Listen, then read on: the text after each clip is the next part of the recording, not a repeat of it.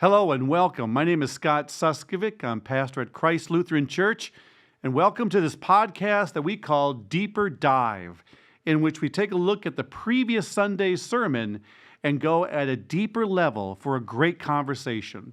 We're glad you're here.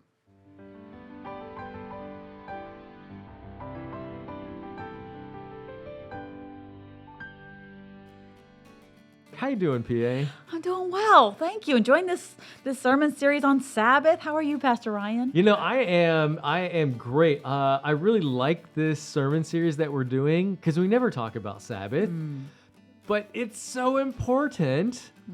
It's been a big part of my life, and I love how we took 3 Sundays, not just one, but 3 Sundays. That's a lot. So let's back up to last week, and you kicked us off on this sermon series with forced rest. Yes, we start off with forced because when we formulated the sermon series, we had been at fall convocation about finding peace in chaos and calm in the chaos. And Sabbath is not something we practice as a culture or talk about. Yeah. And I think we experienced a little bit of that at Lutheridge. Did you, Pastor Ryan, have a little bit of a sliver of Sabbath at convocation? All that month ago, I think. It's been now. Yeah, I always feel like I have to pay the piper at the end of those things. Like, okay, I'll take this time, but then I'm going to either have to work ahead of time or in the back end. And I think that everybody has that, right? Yeah. Can we ever really get time off? That's true. It's really professional time away. I mean, Yeah. Well, and it's amazing we did take 3 weeks because normally, it's 1. And so we started with forced rest, and then we go into the why, which we did. And I saw my role as a sermonist kind of set the stage for our series. That we are an overworked culture. We're obsessed with work, whichever form it takes, and we're really practicing Sabbath by slowing down. We could have been charging ahead with sermons on hope. Yeah. And I think that hope and Sabbath are very related, although it's an underlying theme. Yeah. Say more. Yeah. I think you touched something there. I never got that. Hope and Sabbath are related. They are because, think about the Israelites in slavery in Egypt. Yeah. And what hope is there? None. And they're working 7 days a week because there's no reason. You're just slogging away and hopefully you die early. That's right. That's your hope. Yeah, I read this quote about Western civilization was founded upon the promenade, which is like thought and concept. Okay. And I think hope for Christians is built on Sabbath. Like you can't hope for something better if you're never thinking about that. Like if you can't slow down and rest and then you only take on the task ahead. Yeah. Wow. And, so I think it's really important. And there's even a nap ministry that is about it's resistance. It's like a sleep. I talk about sleep church, and we kind of joked about it. That's my new favorite concept. I love it. I actually really love this idea. I would totally do it. But there's like a nap ministry that people of, and it was founded by a person of color, and she said, people of color are told you can never rest. You have to work yourself to death. And it's this place where they have spots. Like think about people who are unsheltered. Yeah. They never get to truly rest because they're always guarded. They're never sure what's going to happen. Yeah. You always have to work. So, just in general, kind of going back to my sermon on forced rest, like we're a culture obsessed with work, and there are times that it builds up, it becomes too much, and we're forced to rest. Yeah. And so that was my take. To set up the sermon series, we're overworked, but then there are times that we're made to slow down.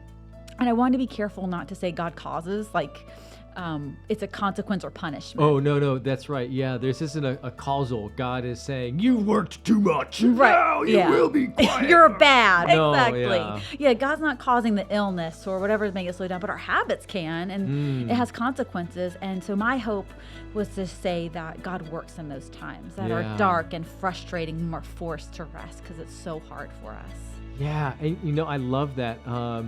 Often when I'm talking to people about who God is and how he works in the world, one of the things we have to talk about, of course, is sin. And God does not punish us because of our sin.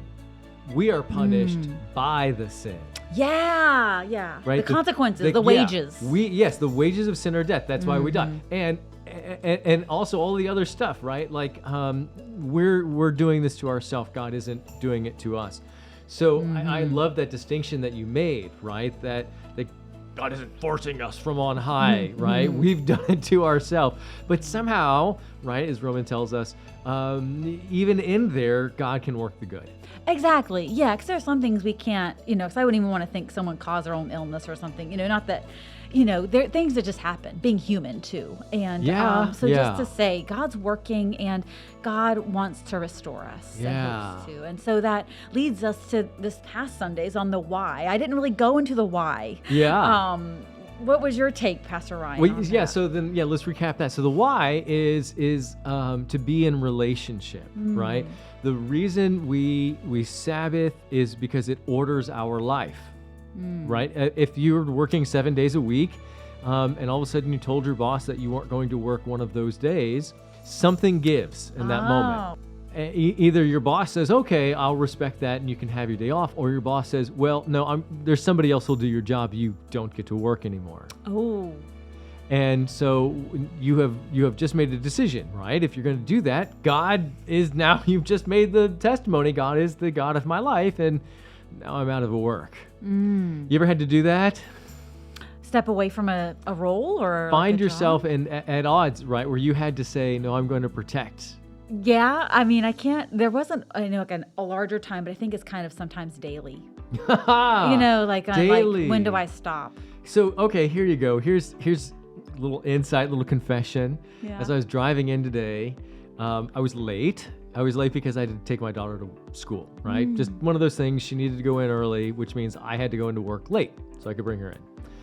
And I'm stuck in traffic, and I'm in my car because I've got too much to do.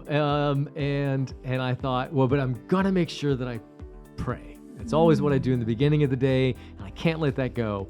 You know what happened today? What? I didn't pray. Oh. I didn't protect my space, Pastor Adrian. I didn't protect my time with our Lord.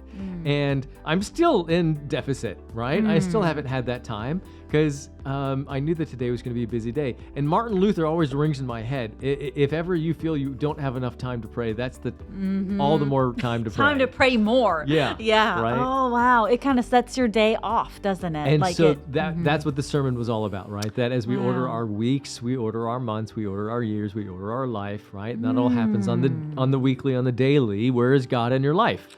Right. And if you order your life in such a way that God is in your life, then you get God. Yeah. You have that relationship. Wow. And that's where the scripture says, like, order your steps according to my way, my That word. sounds like it's in the Bible. Yeah, it's somewhere in there. Yeah, Proverbs. Don't put me on the spot. They're recording me No. right now.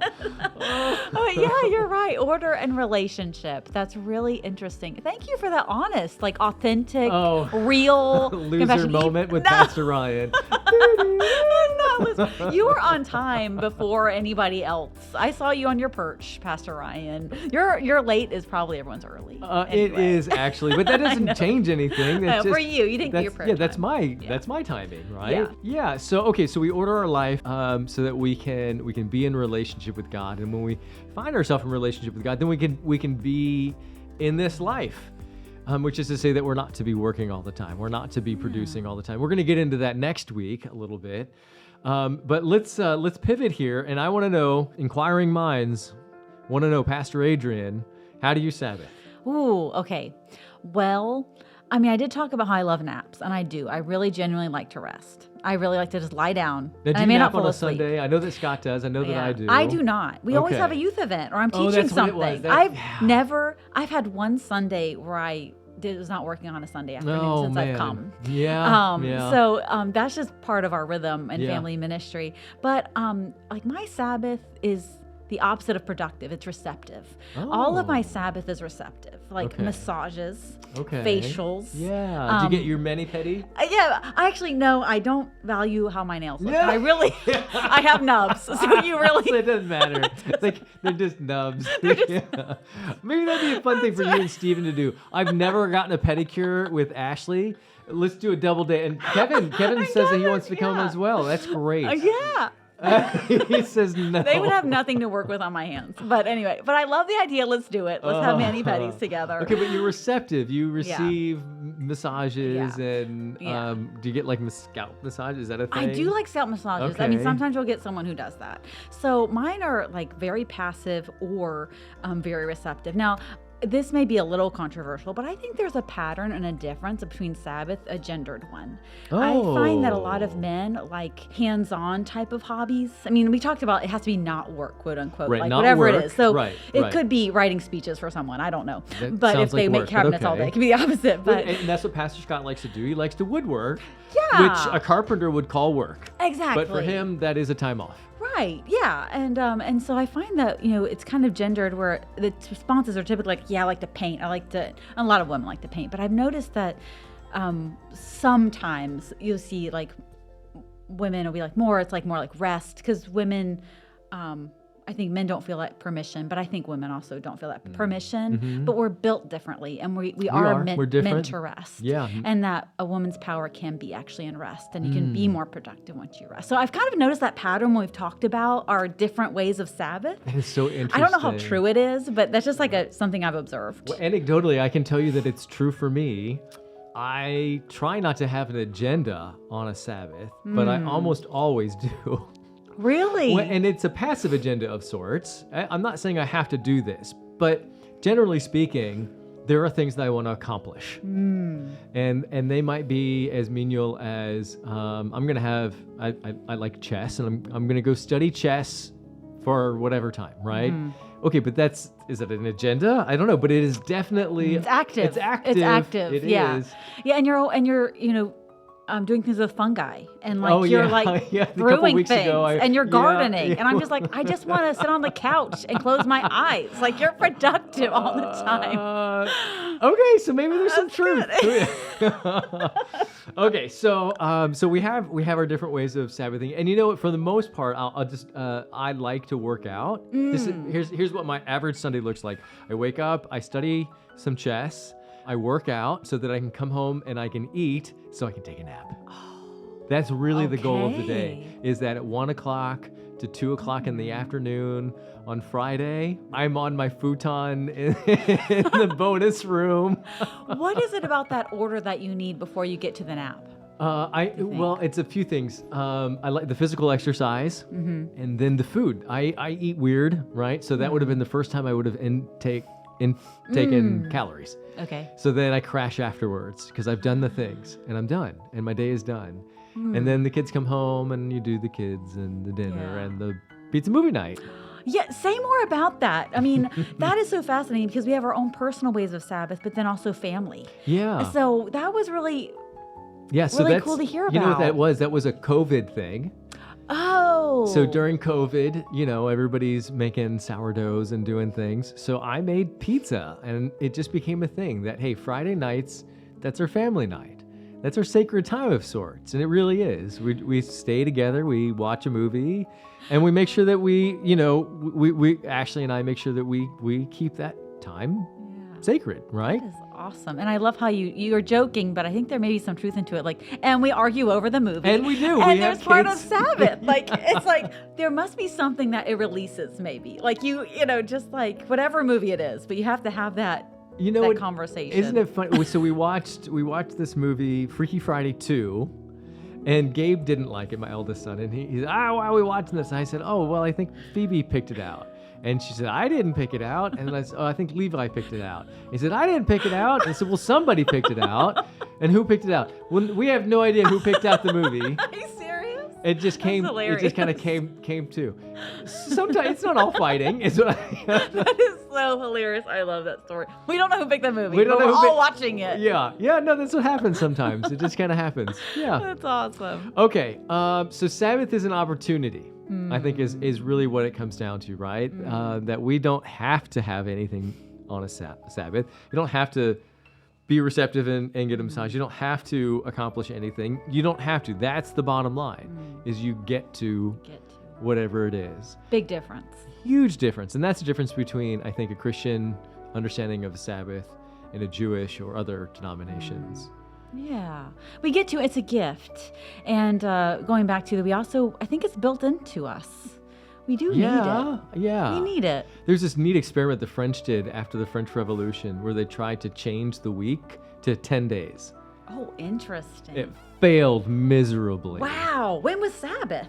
When? Well, that's exactly right. That was the whole point, I think, is that they were trying to rejigger to a new world order and a new industrial revolution and all this, and everybody just revolted. Yeah, and we'll talk more next week about Seneca and what he called a waste of time. Oh. So we have to stay put, and we'll see you on Sunday. Why we need Sabbath. Why we have to Sabbath. It is a good What it gift does. from God. Looking forward to it. See you then. See you then.